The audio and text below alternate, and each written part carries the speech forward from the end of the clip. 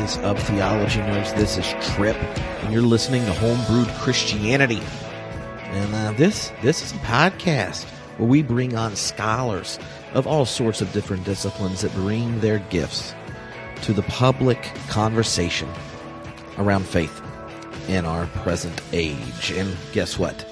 What you're about to hear is the second half of a session from our online group called Ruining Dinner. That's right. Diana Butler Bass and I have been doing a group called Ruining Dinner during this election season where, you guessed it, we attempt to ruin your dinner by talking about religion and politics. And we keep getting guests to join us. Friends, you could say. And this friend, Dr. Robin Henderson Espinoza, is a friend of the podcast, a fellow wild gooser like Diana and myself. And we had so much fun. I just had to share this section from the class with all of you. If you want to hear the whole conversation and all the other conversations we've had as part of Ruining Dinner, just go to ruiningdinner.com, sign up. It's pay whatever you want. So just you don't even have to pay anything if you want to catch up with it. It's just, that's how you get access to everything. All right. But Dr. Robin Henderson Espinoza, Diana Butler Bass answer questions that were sent in by members of the Homebrewed community. They said, look, you have two friends of the podcast, Conversing Trip. Don't say a lot. Ask these questions. And man, they were good. They were so good. You're going to love it. You're going to love it. And if you want to be a member of the Homebrewed community, you know, the people who have a private podcast feed get access to all the zesty things that are available from Homebrewed Christianity, like classes, lectures, my attempt at theological stand-up comedy, me reading my brand new book, Divine Self-Investment, chapter by chapter. If you want all that in a private podcast feed, then you can become a member of the Homebrewed community. Go to homebrewedcommunity.com. And then you get perks. You get invited into our Facebook group, and you get to go to bed at night saying, you know what? I have contributed to high quality theological excitement on the interwebs. Wow. Can you? Maybe you can imagine something more exciting than that. And even if you can, you're still welcome. But thank you so much for everyone in the community. Thank you for all the people that are a part of the Ruining Dinner group. This has been a necessary group for me. I've really benefited from it as we near the end of this election season. So, here it is. Good times with good friends. Enjoy.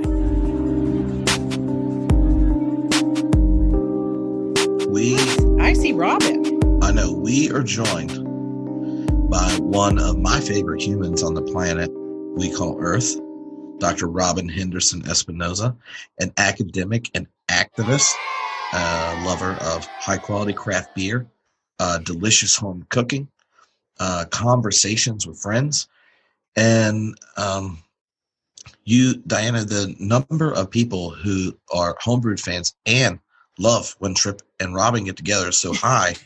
I got sent a long email that said, I talked to some people. Trip, we've heard you and Robin talk about all sorts of things. Here was a list of topics we discussed that you could just bring up and you not say anything and let Robin and Diana talk, which, you know, I understand why they're saying this, because since 2008, I've had episodes of me saying stuff about everything on the internet. So I couldn't tell if it was an affirmation of you two or a request from me to shut up. But after the initial bit, I have a series of 5 questions Homebrewed community members voted on for you two to talk to each other about. And they're I'm getting pencil questions. and paper. I know. That's why I said, all right, I'll go along with this. But first, I haven't seen Robin since Wild Goose, and then just in passing, so it's good to see them. Yeah. Hi. How are you? Hi. Good. I was listening to the live stream when it started, so I could get the context. And I think about politics in a similar way as you do, Diana. The sort of mechanics of it, but also the vision, the utopic vision of God. And so I really appreciated that. And so I'm like, oh, this is going to be a great conversation. I just think the world of you, and I've been looking forward to this all week since Trip told me. Thank you. So my first question, Robin, for people that don't know you, and we briefly mentioned being Baptist Life in the South. Right. You are a product of Texas Baptist, which is its own brand, both Texas and Texas Baptist. That's right. Like the specific mixture of hickory and mesquite you use when you smoke brisket specific. Exactly. Yep. Could you briefly introduce us your story as someone who comes out of Texas Baptist Life, introduced to Paul Ricoeur in undergrad? I remember you talking about that experience. Yep. So then going to California, doing your PhD, and then choosing to come back to the South.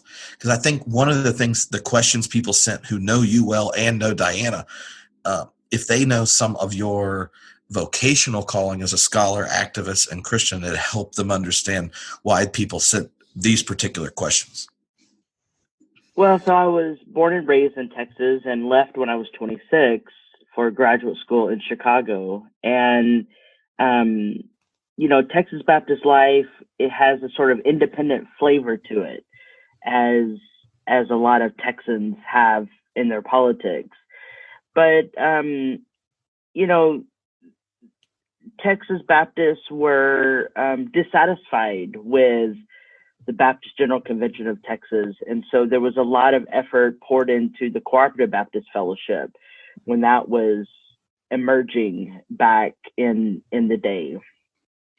And I think that what I liked about Texas Baptist Life and what I initially liked about the Cooperative Baptist Fellowship, though I have since more aligned myself with Anabaptist thought and sort of radical Baptist, sort of free Baptist. Though I'm really in line with what you said, Trip, around the script that you were to perform to that undermines liberation and that cements oppression, basically. So I hold the complexity, but in terms of ecclesiology and theology, I'm much more Anabaptist and sort of radical Mennonite. But what I really liked about Texas Baptist Life and the energy that was being put forth in Cooperative Baptist Fellowship is a true egalitarian vision in an ecclesial sense. Now, it didn't include people like myself, trans and queer, but it did include women. And while I don't vote for incremental change, Cooperative Baptist Life and Texas Baptist Life 20 years ago had a vision for egalitarianism. Now, that has since changed, and Texas Baptist Life is very fundamentalist, and Cooperative Baptist Life is not where I would want to see it now, which is why I sort of disassociate with the institutional church. But, my leaving and returning came really after the 2016 election. I left my faculty post in Berkeley, moved home to the South, but didn't choose Texas, chose Tennessee, Middle America. A friend of mine who we probably all know, Tony Jones, said, you need to go hang out with real people. Start going to the Walmart and talk with real people. And so I was like, well, I can move to Nashville, Tennessee and start hanging out with real people. Ended up launching my scholarship as a collaborative project. And so I do this sort of scholarship and activism thing as a public theologian. But really the work of conversation and the work of public theology really stems from a vocational call of getting my hands dirty with people and being in deep relationship and really stewarding the kind of humanity, the kind of vision for humanity that will build the kind of world we long to see. Yeah, that's awesome. So that's actually the perfect setup for the first question. So these are homebrewed community members, very familiar with both of you. and I'm not supposed to say anything after I ask the question. If you phone a friend, I guess I will, but you know how that is. So the first question is, I would love to hear Dr. Robin and Dr. Bass discuss the way being both academics and on the ground invested in the spiritual political life of their particular communities has challenged their presumptions they bring in as scholars. So what kind of on the ground experiences have challenged the theory and vision you've had as scholars? See, that's a high quality question. It is. I know they had discussed back and forth, and then we're like, I'm not even going to let you ask questions, Trip. We're just going to give them to you, and you're not supposed to say anything. So with that, that's question one.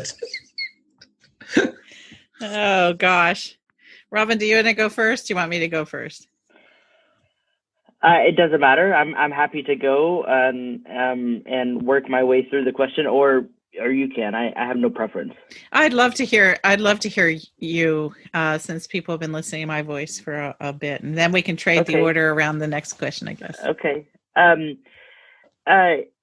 One of the biggest challenges that I have faced in doing on the ground work in Middle America, in the American South, is that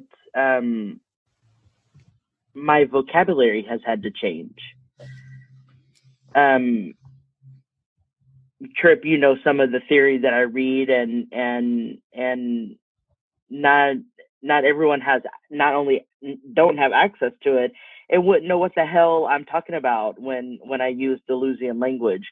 And so my language has had to change, and I've had to really lean into what it meant to grow up bilingual in between Spanish and English, and rest in the translation space. And I've had to learn how to become a translator of theory to action.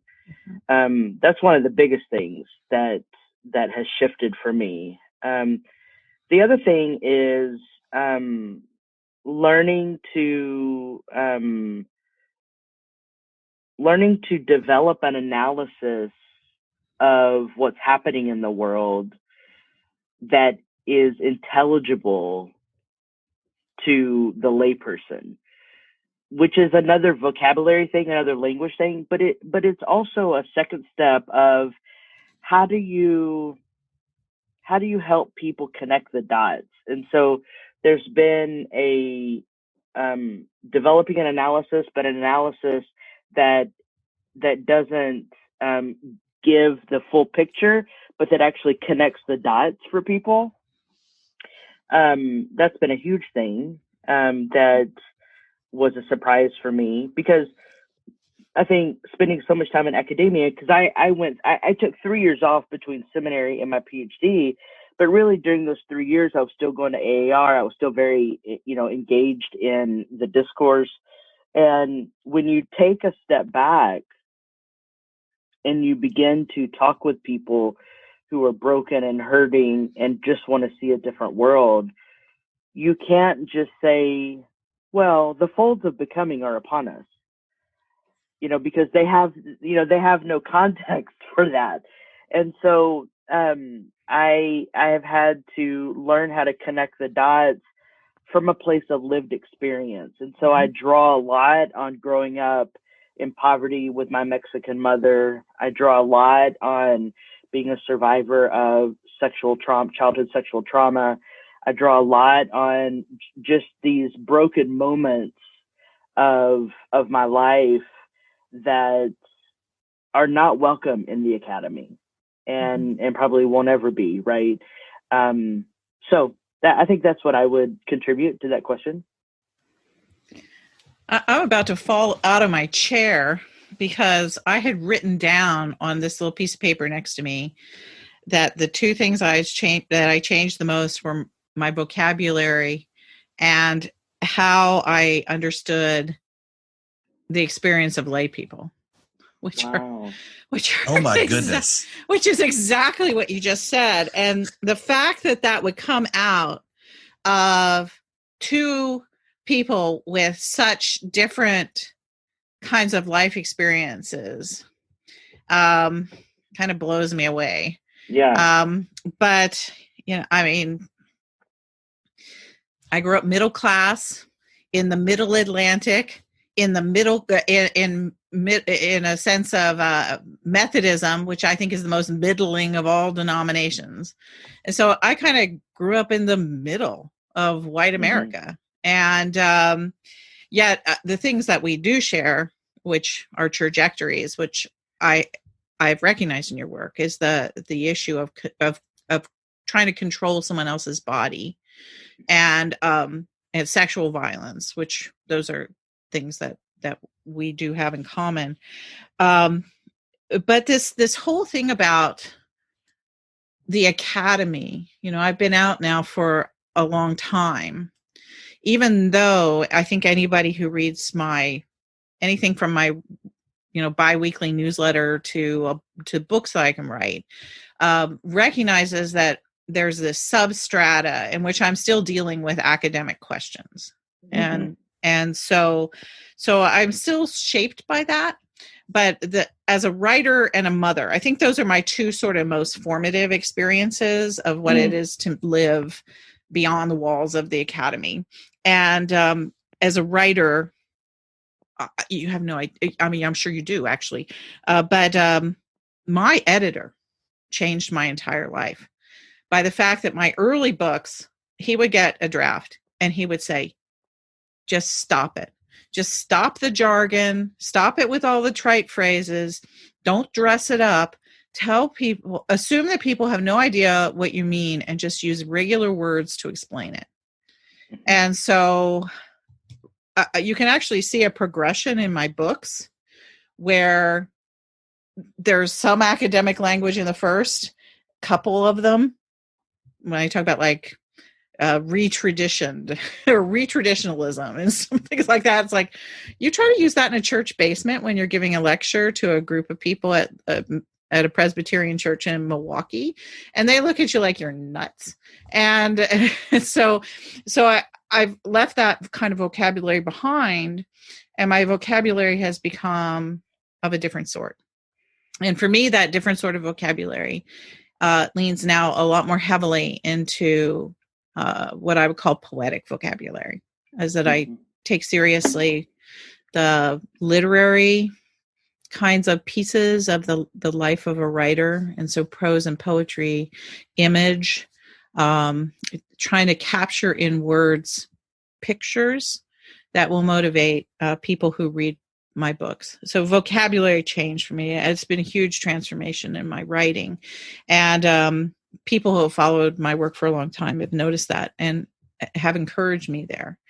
So first thing. And then the second thing is I have moved, especially in more recent years, further and further away from ideas of hierarchy and elitism. And stuff drives me crazy because the academy is a kind of institutional life that claims to be egalitarian, but masks some of the most vicious forms of patriarchy and elitism that there are.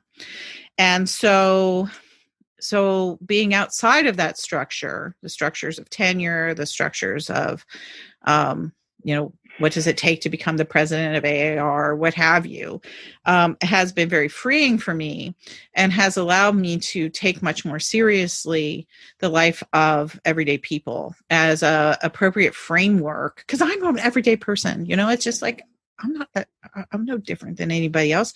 I just happen to write books. And so it takes me toward thinking about frameworks of meaning that come out of the experience of people in their regular lives. And so that was motivated by both my increasing anxiety and rejection of hierarchies and elitism, but it was also very much framed by being a mother. And when you got a kid and you're trying to grow a kid and nurture a kid in this particular society, you have to take their experience seriously. You have to learn how to listen to how other people frame the world and not go in and say, I'm going to be the teacher. And so I'm going to tell you everything piece of wisdom I've ever gotten in my entire life. And you tell that to a 7-year-old and it gets you absolutely nowhere. And so for me, those are the two things. And I think that there's one kind of third piece of it. And Robin, I don't know if you felt this, is that I've had to be able to accept the fact that I will not have the kind of respect from my former colleagues that I imagined I would have. That there's a sort of to use the biblical language, a kind of a dying to self that goes along with being sort of the public voice and challenging the frameworks of the academy, is that I had to accept that I might lose respect from certain people that I wish I had it from. And that's just part of the price. Yeah, I think as someone who is, I wonder if there's a gender thing to that for you, because myself, who is masculine of center, masculine presenting, I could care less if people respected me, because I believe that I'm following a vocational call. And so I just wonder if that is about socialization and how we were socialized in the academy and in our families. Because, I call the academy self-perpetuating elitism. And I don't want to participate in that. I want to participate in everyday life. And I want to have conversations that make impact. I signed a contract with Duke last year, and so I'm teaching for the next 5 years there. Oh, wow. And I start my classes with this classroom is about conversation. So I'm trying to steward a different kind of pedagogy too in the classroom. And I'm grateful for the opportunity to teach things like queer theology, queer theory at a place like Duke, who needs it awfully bad. And also some of the most rewarding things that I have to do are when I talk with immigrant women who are just trying to figure out the next gig to keep their children safe, right? I mean, it's not about being in the academy to me. And so I try to bring these experiences into my classroom to help shift the discourse a little bit, because I think that we are respecting the wrong kinds of people. I think our colleagues are respecting the wrong kinds of people. It's a respect for a kind of perfectionism that is steeped in supremacy culture. It's a respect for patriarchy. It's a respect for law and order that is harmful. It's death bringing, right? It's the one thing that I've not fretted about to this extent, to this point, because I think I have a love-hate relationship with the very thing that has given birth to my ideas. That's really, I can't even imagine anybody saying something more insightful to me to help me understand my own life. And I really appreciate that, because I think that what is at play for a person like myself, a generation older, and so different expectations of women who were born in the middle part of the 20th century, of course. But there is a real kind of, it's at work at the Amy Coney Barrett hearings too. There's a real expectation that women who look the part, white women who look the part of what it's stereotypically a white woman is supposed to look like, is truly expected to support the patriarchy. Right. And when we don't, the consequences for our lives are vicious, Yeah. and often invisible to outsiders. You almost have to be a sort of, I mean, and you know, part of my shtick for several years, this is early in my career, I was saying all this radical stuff, and I would show up at events wearing a little black dress with pearls, and you know, that was kind of the signal. Hey, I'm one of you. Listen to me. And you know, the blonde bob and the glasses and the, you know, little toddler and the whole deal. That was a sign of I'm like you. But then I would open my mouth and start sharing stuff. Yeah. And it consistently got me into intense trouble. Whereas certainly I knew men who were my colleagues who would say the exact same thing, and they got paid twice as much as I did for going into the same room and saying the same stuff. And so the viciousness of patriarchy really does express itself when women who appear to fit turn out to be subversive. And you know, that's certainly a price that I've paid. And I appreciate you saying that, because I realized that I didn't realize that it mattered to me until you said it. Yeah. Because it's hurt me. Yeah, absolutely. Yeah. There's a lot of harm. I mean, I could imagine that we could sit down over a cafecito and exchange stories of harm. And because there's been gender harm to me, you know, colleagues refusing to call me by the appropriate pronoun, you know, and other things, right, that show up. But yeah, there's manifold harm, and I'd rather be doing this work in this capacity than peddling elitism and reaching cis white men who are military chaplains, which is, you know, like, for some reason, cis white men are very interested in my classes in queer theology. Wow. And several of them are in the military, you know, and it's just, I mean, I'm not pro-military, you know, I mean, I couldn't be the furthest away from that, but these dudes show up for my class and I'm like, I don't know what to tell you, man. But so that's I hope we get to have that cafecito sometime.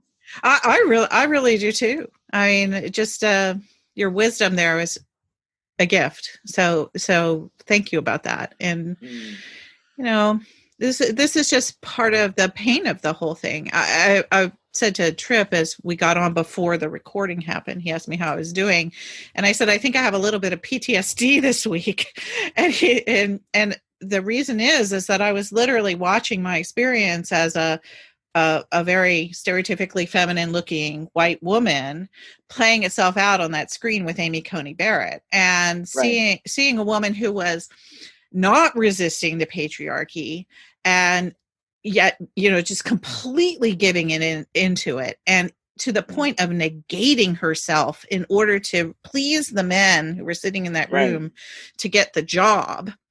And realizing that, I mean, that was just such a vision of how women like me cooperate with patriarchy and literally cause harm by not saying anything.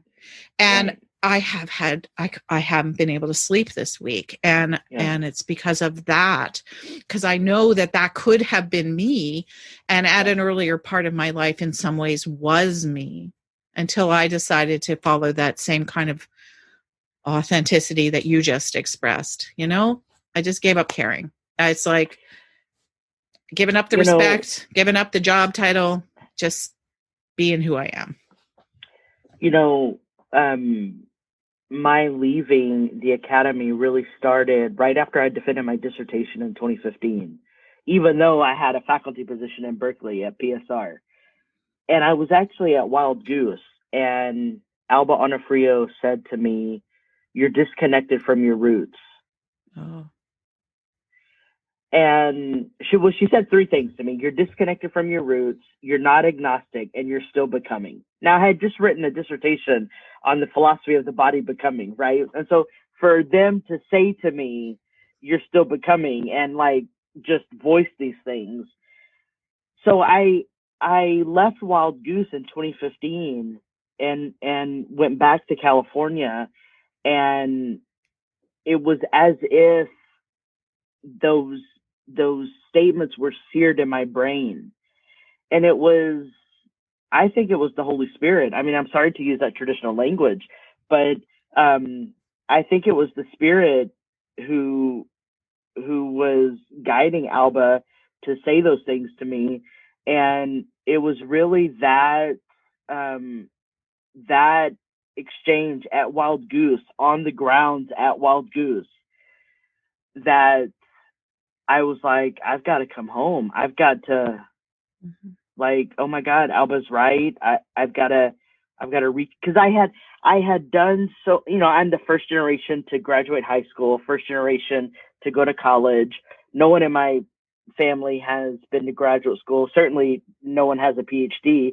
My Mexican mother has a sixth grade education, And so I had outperformed so many of my colleagues, published more than them during my PhD program. Yeah. And I had done all this only to find out I was killing myself. And killing it's like when you cut down a tree in the forest, all the other trees suffer. I was not only harming myself, but I was harming my community, because I was so disconnected from the Latinx community, from the queer community, from the trans community. And so my coming home to the South and giving up that self-perpetuating elitism was not just to come home for myself, but to come home for those who don't have access to the things that I had. And I had spent time at Harvard and all these great places during my PhD program, Princeton for the Hispanic Theological Initiative. And, I'm just like, that's not the life that I want. I want a life where I can have people over at my house, where I can cook for them, where we can have, growing up, theology happened at the kitchen table. That's how culturally it worked. And even my abuela, before she passed away, she was still talking about popular religion and talking theology at the breakfast table. And I'm like, that's the kind of theology I want to be doing, which is why I think I'd rather write trade books than academic books, even though academic publishers are soliciting, like, let's publish you, and I'm like, I want to be in conversation. I want to see things change in a mechanical way and in a visionary way. And in order to do that, I must leave the academy. Okay. I want you to know that one question led to a very significant, beautiful conversation. So now I'm trying to decide, there's no way you'll answer all five of them if they all lead to that high quality of exciting conversation. So I'm going to pick one of the fun ones next. All right. Dr. Robin has lots of sweet tattoos. I've never heard them talk about choosing a tattoo. What kind of advice would Robin give on choosing a meaningful tattoo about their roots? And if Dr. Bass had to get a tattoo that followed said rules, what would she get? Oh my gosh. My 23-year-old is now listening with bated breath. So we have to get the tattoo, the logic and everything about it, the process, the story of the tattoo, which I'm like, shit, Robin's been on the podcast so many times. Why have I never thought of this question? And then? And who is this asking questions that has seen me so up close to know that I have so many tattoos? Look, we've done enough live streaming. I believe that the group, half the people that were in this were in Theologies of Resistance class that we did together. So they've. Oh, I was in a tank for most of that because it was early in the morning for me. And yeah. Yeah, well, we know it wasn't late night because You're my coolest friend that goes to bed before 10, Robin. Yeah. So I guess I have to answer this first to see, Diana, if you would follow this. So for me, tattoo is a spiritual practice, and it is about moving energy, and it is about connecting with the image. And so I have a lot of Aztec imagery on my body, a lot of Nahuatl stuff, and that is about connecting to my ancestors. So I think about when I get a tattoo, how can I connect further to my ancestors with a piece of art that might tell a story. So, for example, after I finished my dissertation, I got Coyolxauhqui tattooed on my right arm. Coyolxauhqui is a creation narrative from the Aztecs. She's also the moon goddess. Now, I live with depression and anxiety, and so when there's a full moon, my moods are really affected by that, and I am awake longer at night when there's a full moon. So for me, Coyolxauhqui was not just about having a creation narrative and participating in creation every day, but it was about, it's a dismembered woman that's on my right arm. And so for me, that's how I felt after I finished my dissertation. I felt dismembered. Oh my gosh, if that isn't true, I don't know what is. So I felt this sort of real existential reality of being dismembered, but also that I wanted to connect with my ancestors of being part of a creation myth. And I live with depression, and so the moon goddess. So like that's an example of that tattoo. So for me, when I get tattoos, it's about connecting with my ancestors, connecting with my people, and trying to live a better story through my body. Wow. I think I could literally say that I never had a tattoo question directed at me. And this is really interesting and challenging. Just to kind of go back real quick to the previous question, because there was a place I wanted to end up. Robin, did you ever read the poem by Joy Harjo called Perhaps the World Ends Here? No.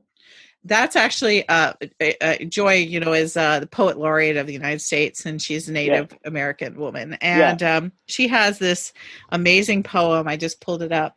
The world begins at a kitchen table. No matter what, we must eat to live.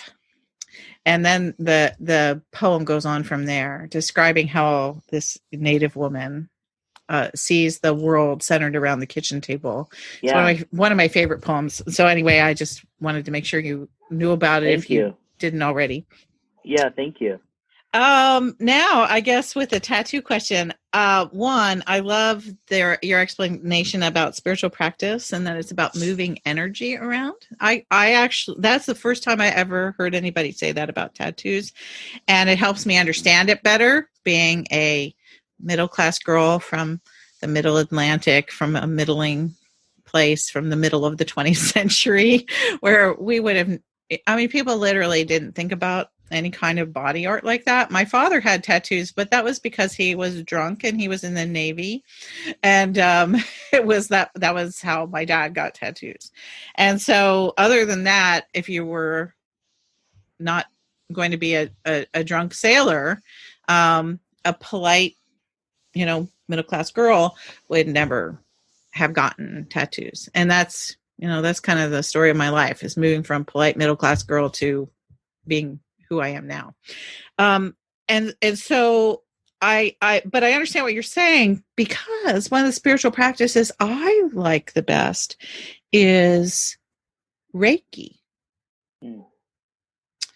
And one of my dearest friends over the last 25 years, a person who has been a spiritual companion with me through my whole writing career and really through my path of motherhood, a woman who's 15 years older than me, has been my Reiki person and has taught me tons about Reiki and shared with me from what is a deep spiritual practice in her life, and opened me up to thinking about energy and how energy manifests itself in our bodies. And so all of a sudden it's like, oh, well, I never really thought about tattoos in relationship to that.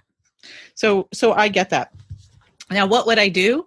I don't want to be a copycat, but all of a sudden I thought to myself, my name is amazing. And I don't know what my mother was thinking about when she named me Diana, which is the goddess of the moon and the goddess of the hunt. Yeah.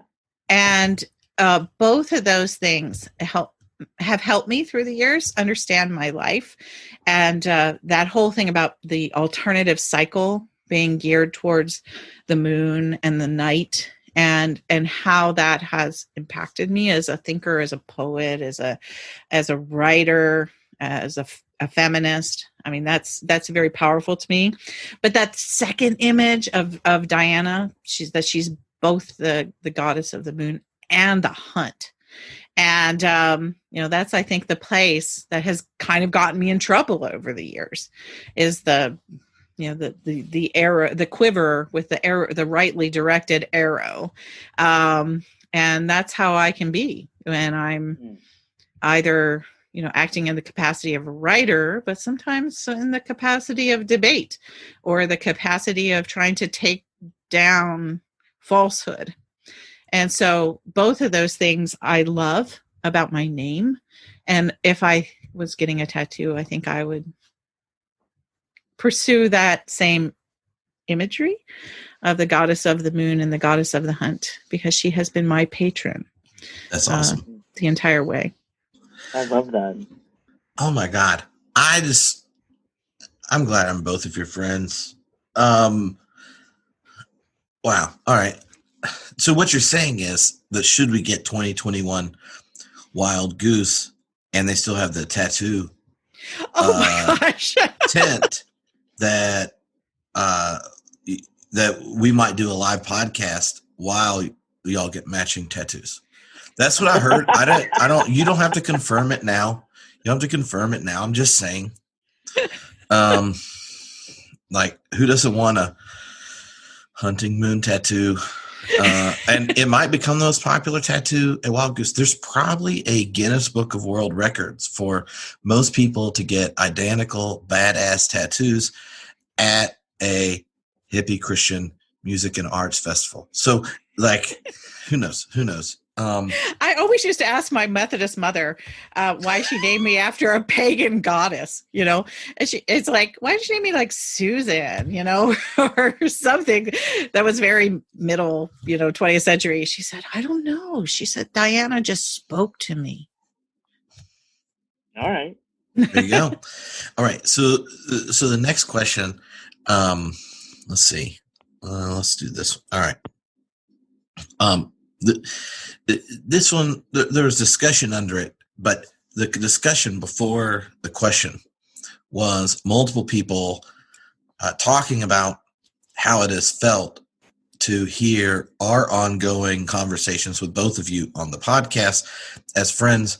And they said, one of the things we love about Dr. Robin and Dr. Bass is the way they have no shame or hesitation in pushing back or challenging something you say, insisting that what they contribute is as equal, if not more awesome than what you're saying, and we're just jealous.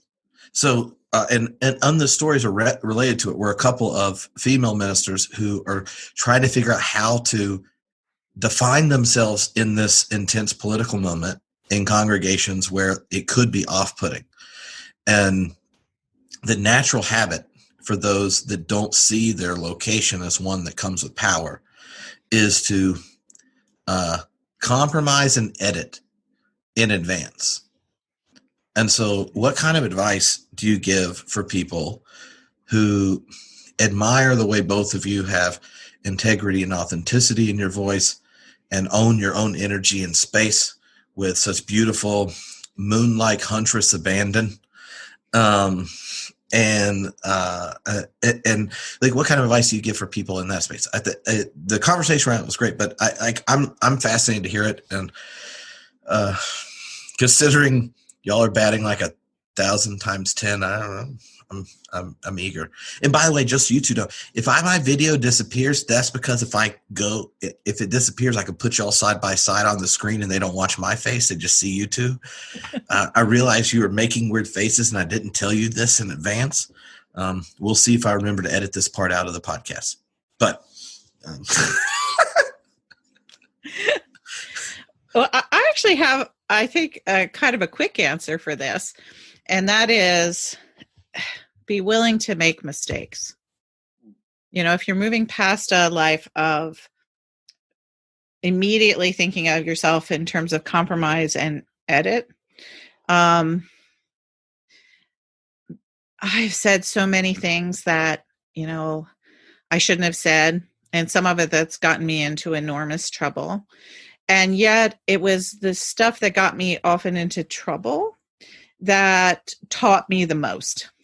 About how to be able to be fully myself in the public square. And so not fearing mistakes is very important, especially, I guess here also is very situational, is an issue I think that white women face a lot more than women of color, who I have seen in my own experiences. My friends and colleagues are often more at the ready to just say what they really think, whereas white women, again, and the compromise with the patriarchy, will hang back a lot more. And I've just kind of learned, okay, I'm going to make mistakes. I'm going to offend people. And that's just, I'm sorry, but that's going to happen. And what happens, of course, as you grow with that, you begin to develop the capacity for saying the right thing at the right time, because you make mistakes. Next time you don't make that same mistake, and you learn to listen better, and you feel braver about who you are and how you want to say something. And so it's really a process of practicing how to speak in public and what you want to say.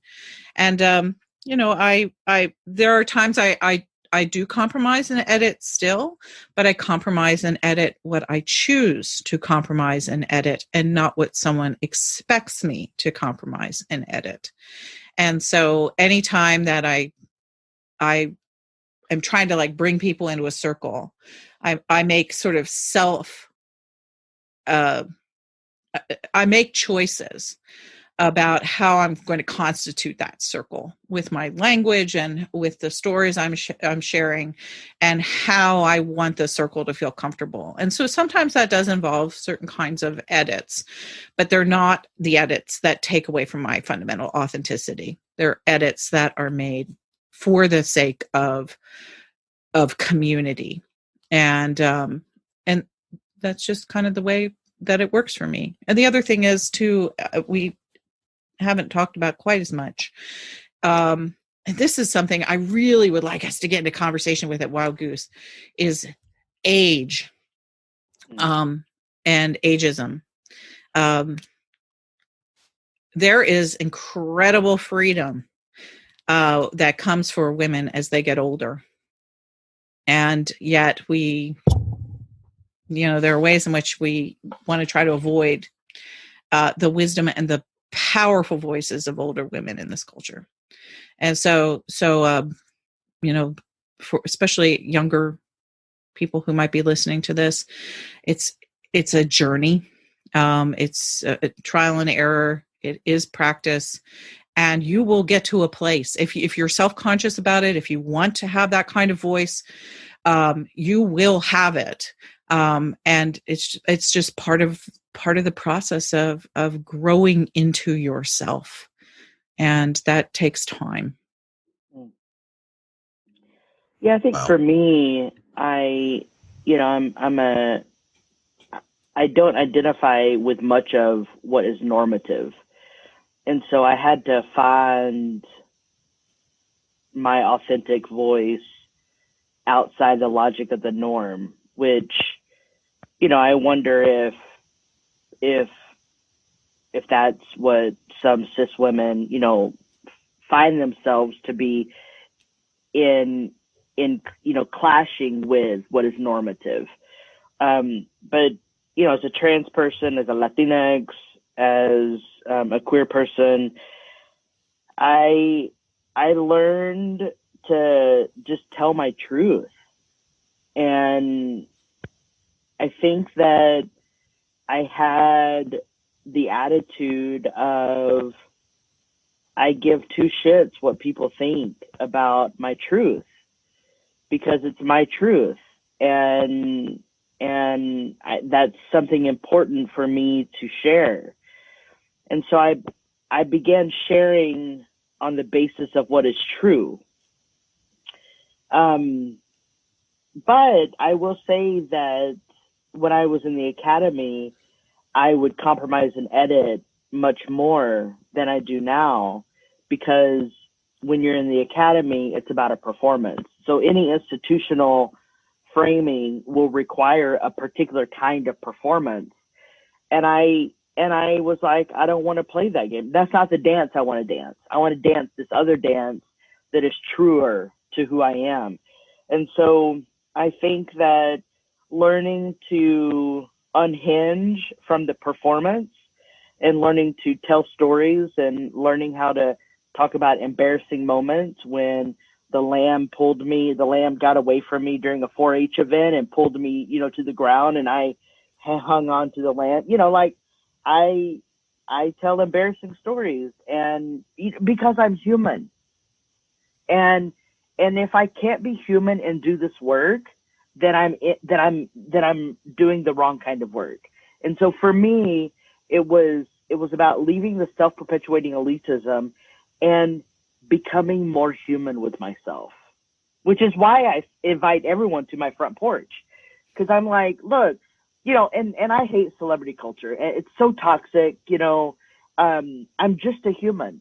It's why I reply to everyone who follows me on Twitter, because I'm just a human trying to do work, trying to build a better world. And when I remember that, then I don't find myself capitulating as much when I really sink into being human. And I think that's what I would encourage people to do who are struggling to find their power. Remember that you're human. And also, I live with someone who I constantly remind, do you know how fierce you are? Do you know how powerful you are? We need to be reminded of who we are. We need to be reminded when we come into our power. And so for those clergy women who need a buddy, reach out to me. I'll tell you, because we need to be told we are up to something good, because the world tells me and tells you, Diana, that we're aberrations. We're peddling in the wrong kind of field. Well, no, we're just telling our truth. We're just being human. We're cultivating humanity. Oh, man. All right. That was so good. And I imagined it'd be good. So we'll do one more question, because I know Dr. Robin's going to give a lecture in a little while online, because no one gets to go visit places when they give lectures, says the guy who digitally visited Vienna last week and could have gone in person. So this question came out of in a previous conversation. Diana mentioned her book she's just finishing up about Jesus and all the different Jesuses she's encountered in her life. And in the process of working through her own story, like, had to reacquaint herself with these early experiences of Jesus in a more conservative and evangelical context, and see what she rediscovers there and such. Dr. Robin, in their most recent book, Activist Theology, processes their own story and narrative.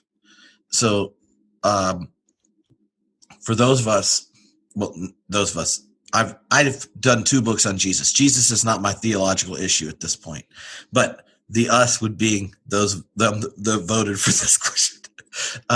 For those of us that have a very conflicted relationship with Jesus, Facebook status, it's complicated. What are those earliest moments that may mean something different that you plant a flag in to help you reflect on the complexity and fluctuation of that relationship? And what kind of advice do you give for people that are still processing, like, in what ways do I want to or what the language was blessing and cursing in the discussion. What ways has your relationship with Jesus blessed you and cursed you? And how do you lean into the blessing? Wow. And my familiarity with both of you, like, in my head, I already guessed different things y'all might pick. So if you pick something different, this would just be fun. I was like, man, this question is good, and why don't I get to talk about it? That was my general thought. Oh gosh, I'm editing this book this week. Oh, and so that means you're deciding if it's the part you edited out that you just want to say it, or if it's part that's in the book. Yeah, that's really interesting because, of course, when you write a book, you put everything in, and your editor comes back and says, "No, edit that out." And so I'm always fighting with editors about editing. So anyway, but I'm doing final edits, and so I'm rereading it. And one of the stories that's in the book is got moved. It was originally in the beginning and is now in the end. And what it is a story about my first memory of Jesus, which was a really interesting and kind of healing thing for me to do, is to sit down and go back in my own head and say, what do I first remember about Jesus? And so my first memory of Jesus, I don't think I told this story on this podcast. I haven't told the story very much. But my first memory of Jesus, I must have been about 2.5, maybe. So this is one of my first memories on top of everything else. And I was in the big girl bed, and my baby brother was still in the crib in the same room that I was in. And I was terrified of the dark. And so my mother had put next to the big girl bed a small plastic glow in the dark manger scene. And it wasn't electric. It was plastic. It was one that absorbs light and then glows. And that functioned as my nightlight. And so this thing sat next to me on my bed, and I had a vague memory of this, and I confirmed it with my mother before she passed away. So I know that this actually happened. Is that there was one night when I was screaming, just this baby kind of sound. And my mother comes running into the bedroom, and she goes, "Diana, what's the matter? What's the matter?" And I'm pointing to my mouth, and I'm saying, just. And so my mother figured out that I was actually saying Jesus teeth. And she pulled over my gum, and there between my baby teeth was the head of the baby Jesus that I had bitten off of the glow in the dark manger. And so oh, this is great. So this is my first memory of Jesus, is that apparently I wanted to be so close to the baby Jesus is that I ate him. And so, what doesn't that say about my life? It says like so much about sacramental theology and being and oneness and all this kind of stuff, and light, being the light. I wanted to be the light myself, have the light radiate out of me. I mean, there's a million theological lessons in this goofy story. And that's my first memory of Jesus, biting the head off of the plastic baby Jesus that was in the glow in the dark manger next to my bed. And that is something that just helps to frame out, who I've always been. And what's not a blessing there. And the other thing too is that I guess it's a little bit of a curse, because it's hard to swallow sometimes, being that much of a Jesus person. And that's just who I am. And so yeah, the whole project was amazing like that. And what I did is I thought back to each one of these really significant times in my own life when I was my earliest memory of Jesus, memories of Jesus from preschool, memory of Jesus from elementary school, memories of Jesus from middle school, memories of Jesus that take me up to really now. And I tell the sort of spiritual and theological story about all of those Jesuses that I have remembered. And that, Robin, really ties in with your interest and experience, because what I try to do in this new project is to set aside the argument about the historical Jesus versus the Jesus of history versus the Christ of theology, and try to figure out what is the Jesus we live, and then invite my readers into that place, for whatever blessings and cursings, or blessings and banes actually come out of that. And there are banes in the book, like the day I was almost arrested with a group of sex workers on a street corner in Santa Barbara because I was witnessing to them. I was about 19 years old, and I was trying to do the good work of Jesus, and the police came by and tried to pick me up with the girls. And so there I am, getting ready to be put into the back of the van when one of what I would have euphemistically called at that time and do in the narrative, because I keep putting myself in the time that the narrative was written, when I was a nice 19-year-old evangelical girl in Southern California at a Christian college, ladies of the evening. So one of the ladies of the evening looked at me, looked at the police officer, and said to the cops, "She's not with us." And I was just like, well, wait a second. What do you mean? I'm standing here. I'm talking to you. I love you in Jesus' name. And she looked at the cop and she said, "Don't put her in the van. She's a Jesus girl." No incarnational ministry for you. Right. I got so upset because I thought, oh my gosh, Jesus would go in the van with the ladies of the evening. Where would Jesus be? He'd be in the back of the van going to jail with the prostitutes. And yet I got left on the corner because I was the Jesus girl, and I watched the police drive off with the sex workers in the back of the truck. And so that's like one of the stories I tell in the book, ruminating on my naivete.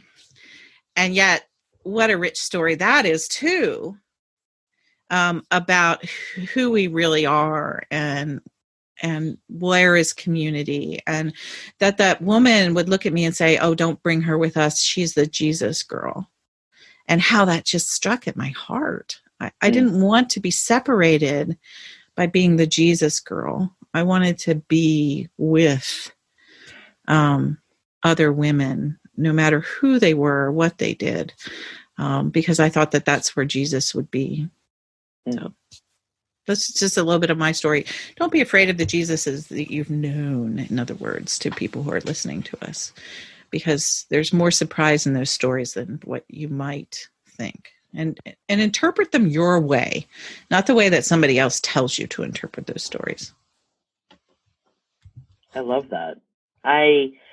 I think that I have encountered Jesus in a lot of ways, from being 10 years old at Macedonia Baptist Church and responding to an altar call because I knew that if I accepted Jesus into my heart, that all would be well. I was living in poverty.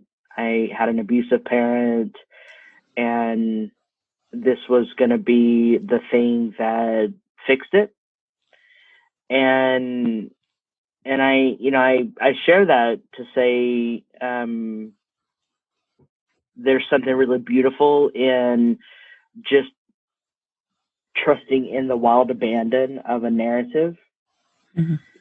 But the thing that really compels me is when I was taught that Jesus is my brother. And my brother was crucified by the state, and he is now an ancestor. And we are about to embark on Dia de los Muertos, the Day of the Dead, where we will remember our ancestors here at our house. And so I will remember my brother as a living ancestor who continues to guide me. And it was something about Jesus as my brother that revolutionized my whole theology, because it flattened the hierarchy and it made me equal to this brown Palestinian Jew who was just trying to reform the system. And as I am trying to revolutionize the system in community, Jesus as my brother goes with me and ahead of me and comes up behind me. And so as I think about the work that I'm doing now, that my ancestors are pushing at my back, and Jesus is one of them. And I think there are lots of ways to interpret Jesus. We can talk about the toxicity of atonement theology and whatnot, but I want to talk about the relationship piece, the humanity piece of who Jesus is. And if we can steward a better narrative around the relationship and around the humanity of Jesus, we might get to a better theology of Jesus. Yeah, too often the Christ of faith piece, I think, really inhibits that. People want to they want to get the doctrinal, the creedal piece right. Yeah. Wow. All right. So, as someone who's had to adopt to the UK marking system, that was a top tier conversation. It's not even going to request significant edits, and as in a context where it only takes a 70 to be good, I'll put y'all at least in the 80s and maybe higher. Well, you are a top tier host, well, Trip, and we would put you in the 70s or maybe in the 80s or maybe even higher. Well, who knows? I don't want to peak, until I'm interviewing you both getting matching tattoos at Wild Goose. But I do want to thank Dr. Robin for hanging out with us. And I know that they are going to give a lecture at a university online soon. So maybe before you hop off, you want to tell everyone the best place to find you online and such. That way, newbies can discover the reason Diana and I both really appreciate your work, voice, and get to know the person they just heard more. Yeah, well, thank you. It's just been such a joy. And Diana, we really should be talking more often. And I hope that we can begin some traditions of showing up and exchanging ideas and talking. Folks can find me on the front porch most days, but if you're looking for me digitally, then you can find me at iRobin on Instagram and Twitter, and would love to be in conversation with folks. I am a big believer of conversation. That is what will help steward a better humanity, and just really grateful to have this opportunity to chat with y'all. Awesome. Is Aaron behind you? Aaron is getting the kid. We just adopted a cat. Aaron. So I know I stalk you on the internet and pretend that we might hang out in the near future. Yeah. So, like as someone whose COVID impact has led to, this is the longest I've been without seeing someone that lives in my house who's known me for more than 2 years in my entire life. I'm pretty sure I'm like significantly depressed and longing to, one, like see someone I know and get a hug, have the Eucharist, and then like have craft beers and argue about religion and politics in person. And do you know that I reached out to a priest and asked if I could receive the Eucharist from them, because I'm like, this is bullshit. Yeah, I should have communion, and I'm tired of doing this, like what I am preaching online, and then they do the Eucharist with whatever you have, like an Oreo and a cup of coffee. I'm like, can I just go show up to a priest and receive the Eucharist, please? So anyways, that's going to happen at some point. Yeah. Did he or she let you? Yeah. It's Becca Stevens here in Nashville who runs Thistle Farm. Good. And so she is going to facilitate that. We just got to work out the date. Fantastic. That's awesome. But Robin, I love you tons. I'm very grateful for our friendship and thrilled that you and Aaron have a new cat.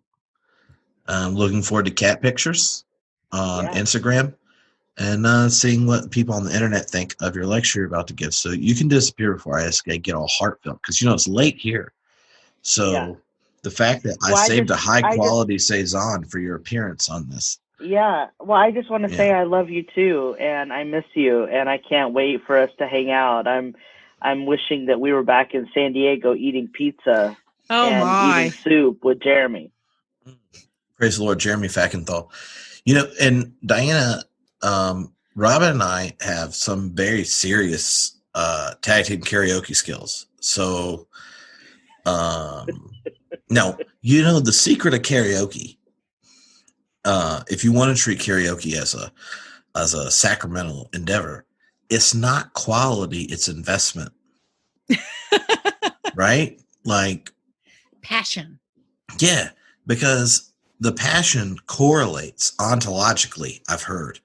Kind of like how a wafer turns into the body of the second person of the Trinity. High quality investment. And singing, I don't know, like come to my window.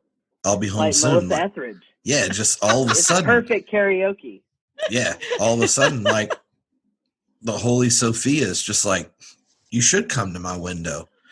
I'll be home like very soon. Very soon. All right. I'm going to head out to this lecture.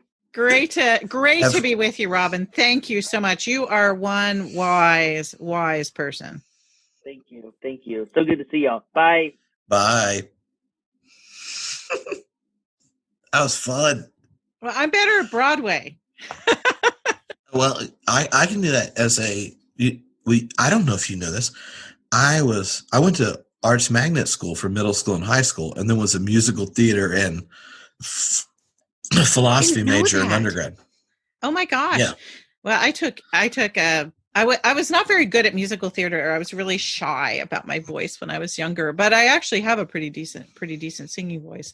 But I did take 3 years of theater. You know what I found to be for someone whose natural singing voice is on they should be in a 90s grunge band side of life. Sunshine, Lollipops, and Rainbows was I got the lead all 3 times. I used it as my audition piece. Wow. Do you remember that song? It was popular in the 40s. So it was like my grandmother liked that song. Oh my, that's sweet. Sunshine, lollipops, and rainbows. Everything that's wonderful is what I feel when we're together. You sound like you should be in High School Musical. A lucky penny. When it's clear, the ring goes, disappears, dear, and I feel so fine. Just to know you are mine. Oh, My excellent. life is sunshine. Yeah, I would do it all cheesy over the top, and they're like, "Well, if he can do that, and we know he's in a rock band, he could probably do whatever we need him to do." That was the MO. Well, you were a youth pastor for a while, weren't you? Which means you can basically do all things through Christ who gives you strength. Well, and you can also sing crazy, goofy songs all the time. Oh, man. I know G, C, D, E minor, and had a capo, which means I could basically play anything at a D minus level, which with gusto, caffeine, and a basement is remarkably like karaoke. Yeah. Yeah. At theology beer camps, before COVID, big homebrew event, we will sell tickets to the members and then sell the rest. And so it'd be like a group of we usually sell 99 tickets except for the theologians. And it's at a brewery or a church that lets us bring in kegs. And the second night is karaoke night. And there's like either a band or we get like a karaoke person. Right. And it's like mid to late 90s karaoke. And I will have like 4 wireless microphones in my pocket. And that whole time during happy hour the first day, I walk around and get people to tell me their favorite karaoke song. And I'm taking notes and then correlating it and going back to them through the day so that on karaoke night, I have a list of like 4 people that you're going to go that I know will sing every song. And what do I always make sure is on at least each song? A youth minister. Because you know what that youth minister is going to do? If they're handed a microphone and like, you're singing Bulls on Parade, Rage Against the Machine with these 3 people. Youth minister is going to go nuts with the microphone and get the other 3 that may be introverts to go nuts. Right. And the greatest thing you can do if you're throwing a live event is figure out who the youth ministers are, because they know what to do with like 30, 14-year-olds in a room. And if you can manage the social awkwardness of that, you can like carpe diem social awkwardness in other moments. Now you're just making me miss things like this. You know, I've heard of social gatherings. I have too. There's a rumor that there once in history were people who got together in the same room and sang songs. Yeah. Oh, yeah. But so I hope that will be us again.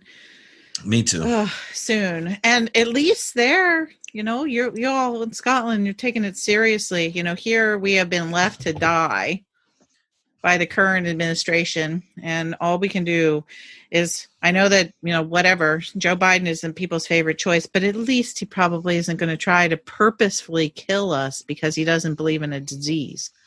So, so there are upsides to voting for Joe Biden. The crazy thing is, even if it's like lambasting, you still have to have months of whatever you want to call the turd show. See, I self-edited, even though we'll have it's later here. I self-edited. I was like, it's not 11 o'clock for everybody. Right. We are going to have difficult weeks ahead. And so it's been good to be with you two and to just kind of talk about some things that really matter and are so important and to laugh about them. And I really encourage people, you know, find some space for laughter, for sleep, distraction. You know, these things are going to be good spiritual practices over the next I think the next 2 weeks are going to be particularly difficult because we have to get to the election.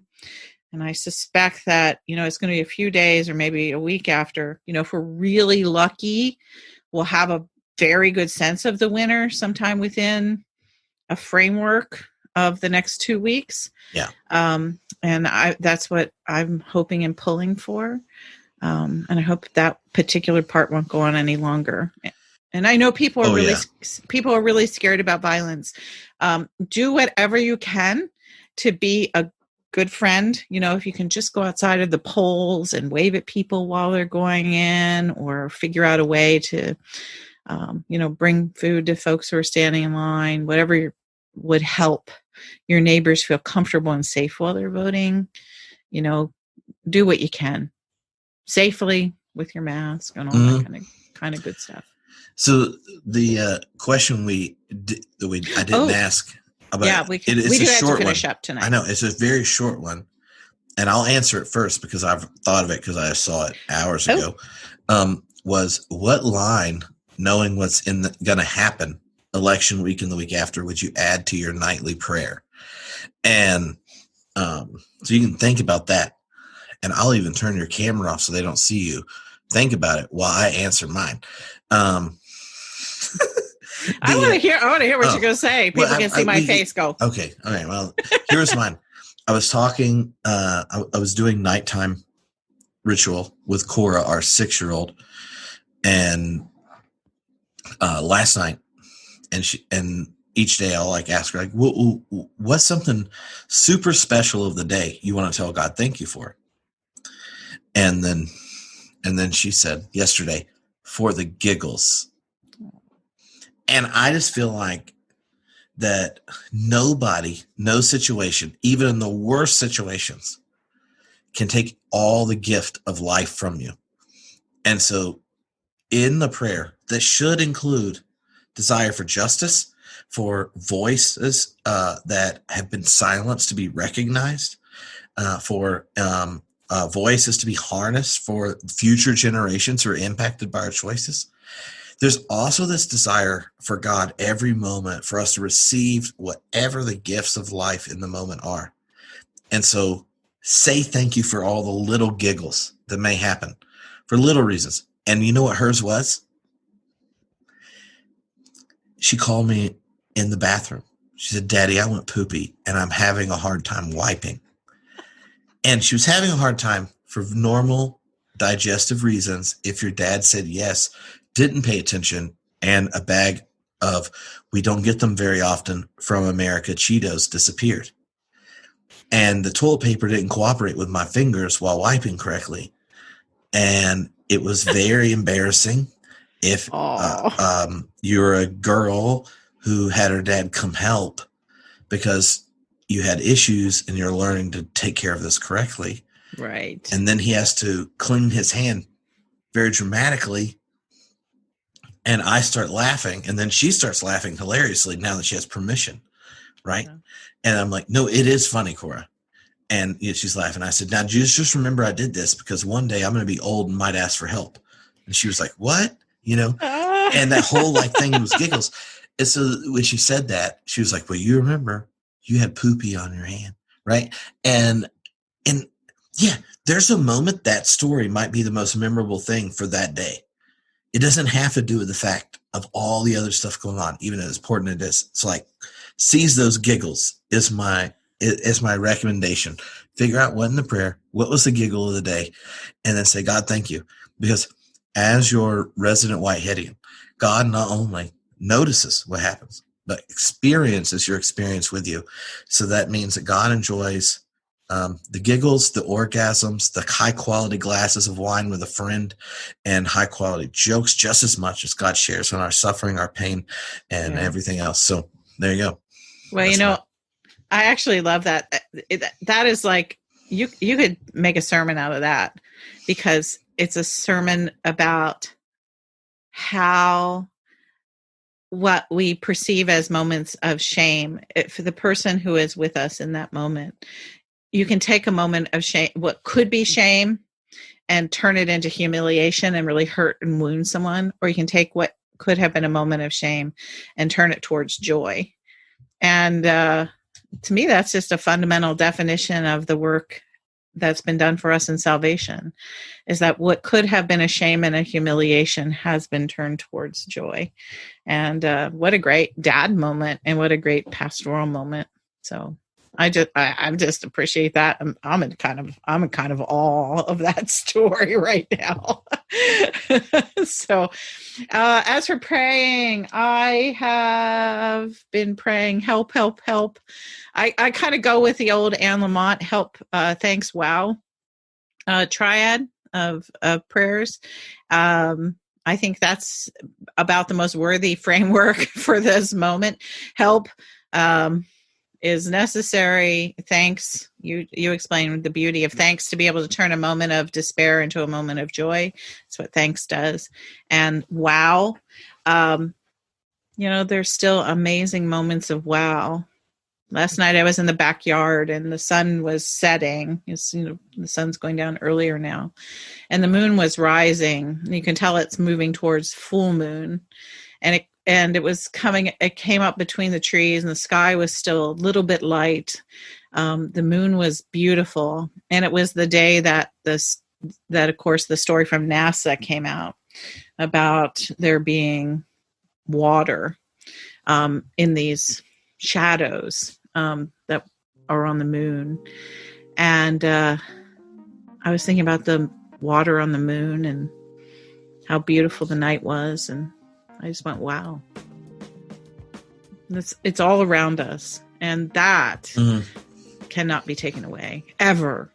That's what Elie Wiesel said he leaned on in the camps, was thanks and wow. Yeah, and the gratitude and awe are with us. If we're human beings and we just take that breath, life offers us those moments in even the worst of circumstances. That's awesome. Well, thank you for hanging out. Thank you for everyone online hanging out. Thank you for Dr. Robin for joining. Next week. They were awesome. Oh, I know. And next week, you get to meet one of my other best friends online, Adam Clark, who we did our Black Theology reading group together recently, student of James Cone, brilliant thinker, and works at a Jesuit school. So, as a Black theologian who's also an Episcopalian and works across ecumenical reasons and works with Catholics and spends time on the activism on the ground, one of the coolest, thoughtful people. I'm super pumped. And we're going to process the day after. So last election, the day after. So it's Wednesday. Yeah. Okay. Last year, 4 years ago, day after podcast, I hope that my chemical makeup is better than 4 years ago. I almost don't think it's possible for it to be worse because of what it was. So, but I am looking forward to that conversation. And those of you that sent in questions that were specifically coming out of the Black Theology class, we'll talk about them next week because, I'm not a Black theologian and Diana isn't either. And why not go to the authority when you can have one? So, and what an interesting group of guests we've had over the course of this experience together. And oh gosh, you all have made this month much better than it would have otherwise been. So, oh yeah, thank you for all the questions. They've really made me think about what's going on much more. It's helped to change me during this difficult period. So I'm very grateful for the time we spent together here. Awesome. Yeah. I'll see you next week. Great. All right. Bye.